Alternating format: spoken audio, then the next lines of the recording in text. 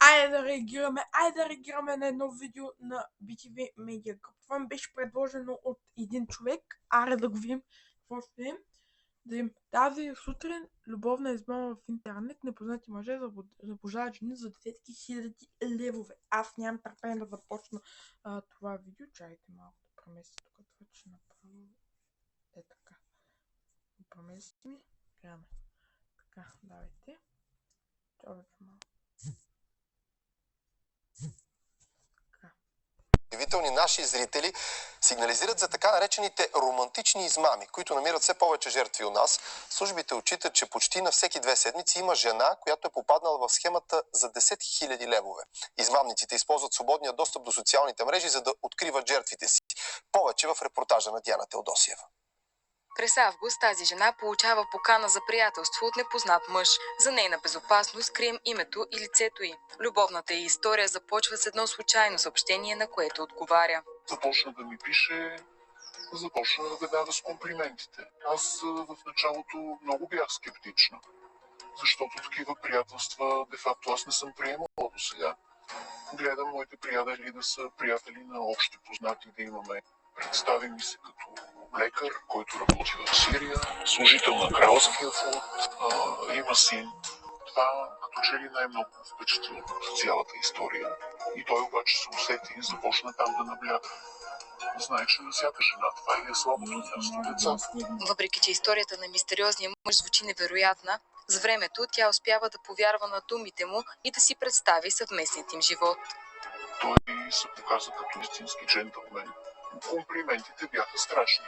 Че страшно изглеждаш, че имаш хубава усмивка, че годините както всеки мъж, но не всеки ден. Добре, аз едно не мога да разбера. Тази жена до сега не е ли била мамена по някакъв начин? Защото тези лъжи, които ги използва абсолютно всеки един измамник, който иска да измами възрастни хора, тия лъжи, не знам тази жена всъщност как е така е успяла така да му се довери на сляпото. Тази жена не е ли била мамена? Не са ли я мамили нейното семейство? Не е ли било мамено от такива? Аз едно не мога да разбера.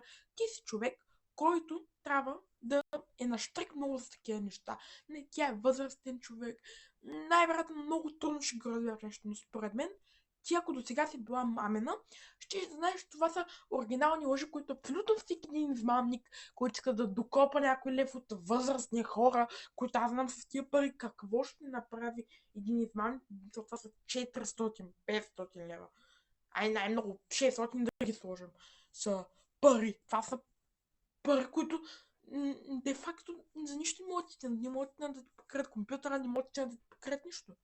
И аз едно не мога да ти как мислиш, че може да измамиш? Да, ти може да ги измамиш, тия възрастни хора, но според това не е окей. Тази жена трябва да бъде много щрек от сега назад. Много на щрек.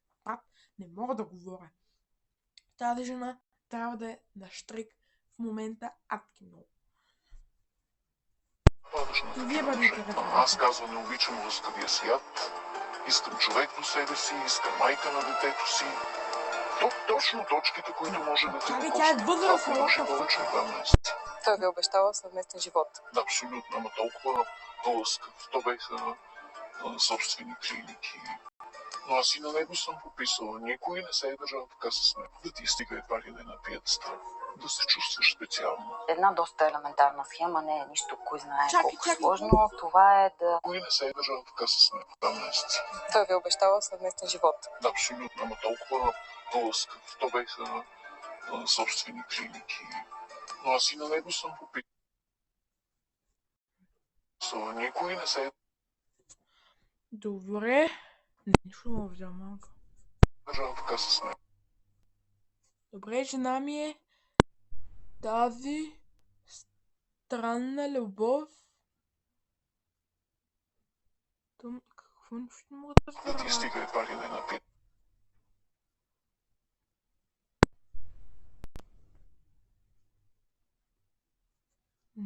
Нищо не мога да разбера. Да се чувстваш специално. Една доста елементарна схема, не е нищо, кой знае колко сложно. Това е да разбереш или да предположиш, или да си достатъчно сензитивен към това един човек от какво ще има нужда и малко да внушиш, така да доразвиеш определена нужда и след това да създадеш впечатлението, че ти ще я задоволиш. Ориентирайки се по профила на човека или опитвайки да си говорят с различни хора, става ясно, че някой може би е по-податлив от друг.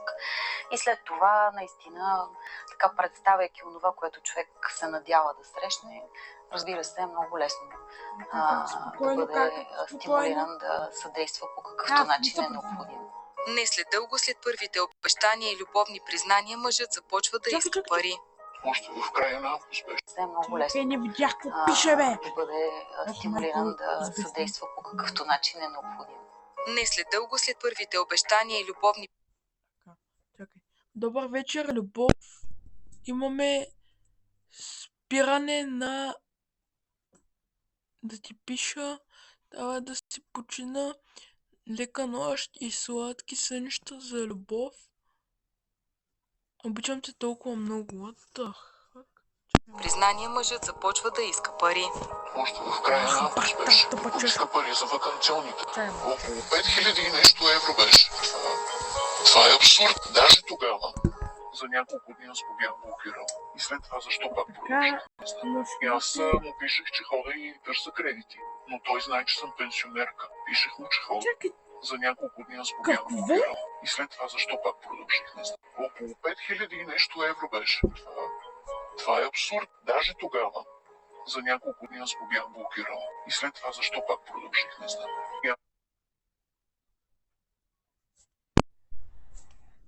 Копеде!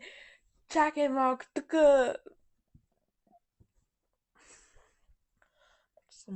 Добре, обясни ми ти, като човек, който, нали, ти си възрастна жена, това го разбрахме вече.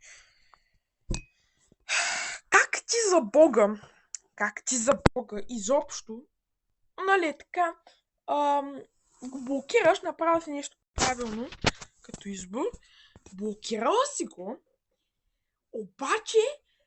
обаче по някакъв начин си го отблокирала, разбираш ли, си го отблокирала и ти, няма да коментирам, защото аз тук каквото и да коментирам, то просто ще е излишно, защото аз не мога да разбера, ти го блокираш и като го блокираш се спира. Това е. Ти не можеш да го блокираш и да го отблокираш. Пак. Но един път като направиш вече, няма такова нещо. Един път го отблокирай и след това не го търси изобщо.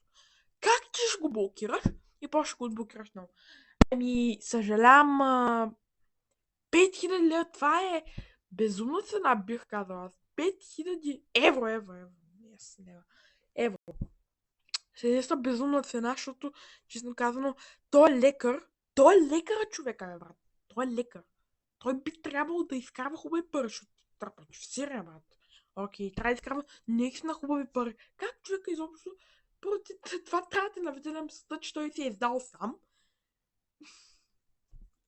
Аз му пишех, че хода и търся кредити, но той знае, че съм пенсионерка. Пишех му, че хода да търся, че ми отказват заради ниския ми доход, но той не спираше да настоява.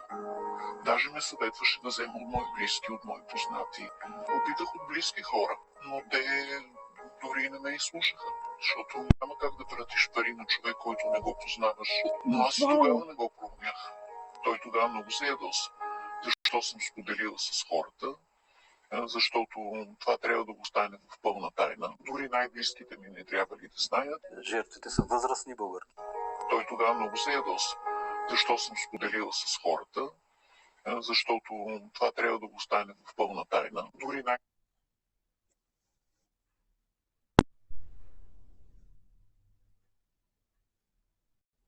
What the fuck, брат? Какво за Бога аз чух в момента? Значи той... Чакай сега. Чакай малко. Значи той казва първо. Дай, кажи на близките си, вземи пари от близките, защото ти си му казал, че си пенсионерка и че еди си какво там. Той е казал, вземи от близките си.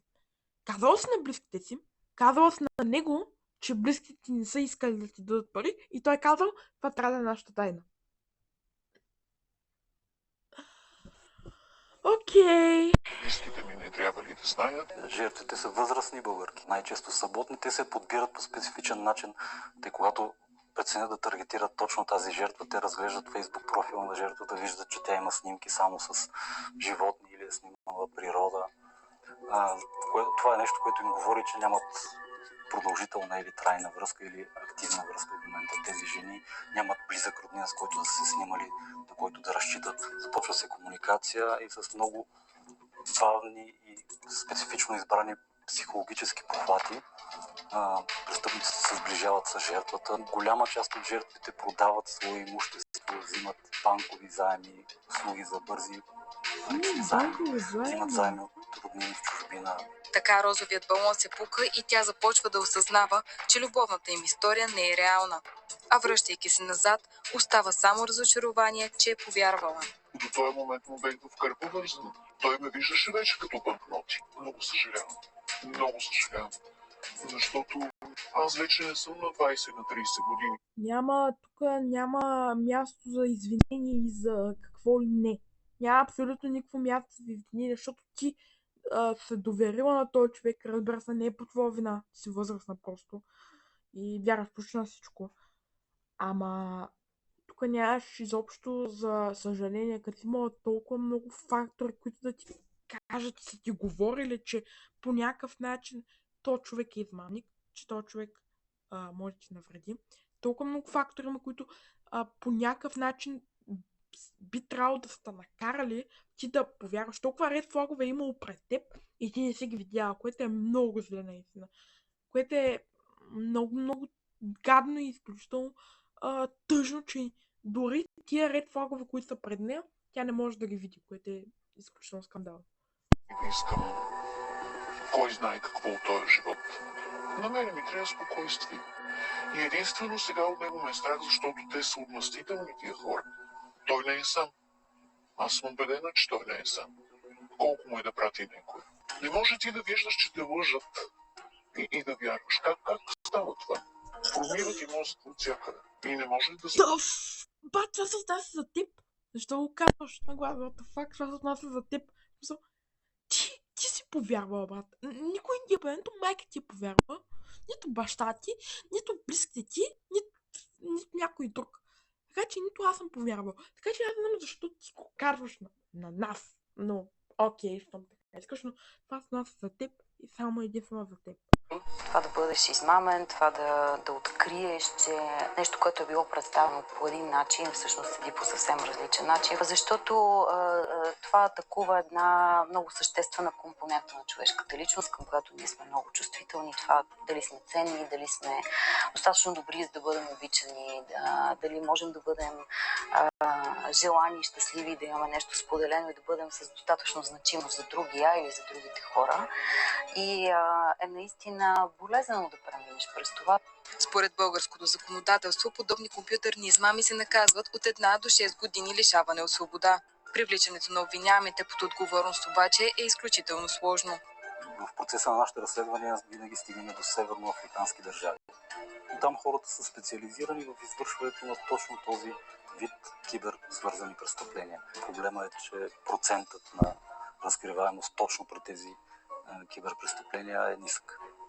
И това се обуславя най-вече от това, че те са на един континент, жертвата е на друг континент, парите заминават на трети континент. Така за жертвите на романтичните измами остава да вярват, че любовта съществува и след разочарованието. За тази сутрин Диана Теодосиева. Това е много гадно. Това е наистина много тъжно. И чак направо ме яд, че така възрастните хора просто така на сляпо се доверяват на всичко и наистина това е много тъжно. Пък не е тяхна вината. Те с времето се остаряват хората, техните рефлекси, мислене и работи отслабват и просто много лесно може да ги подлъжиш. Но въпросът е, че тук, според мен, трябва вие да обърнете най-основно внимание на възрастните, ако са в такава ситуация. И най-вече да кажете на възрастните да споделят, защото според мен ако те не ви кажат на вас, възрастните, това е. И ще ви вземат парите. И аз затова казвам, поделяйте, говорете с възрастните. Просто това е единственото решение и им кажете както реално стоят нещата. Кажете им това така стои, това така стои и така и така и така. Да им бъдете така, като им кажете, те ще ви разберат. Така че просто бъдете внимателни и им обяснете наистина внимателно, защото това наистина е много гадно. Така ние се затриваме, парите ни отиват при тях и това е. Това е всъщност скандал. Това е, което ще кажа. Просто да. Лайк, subscribe и чао!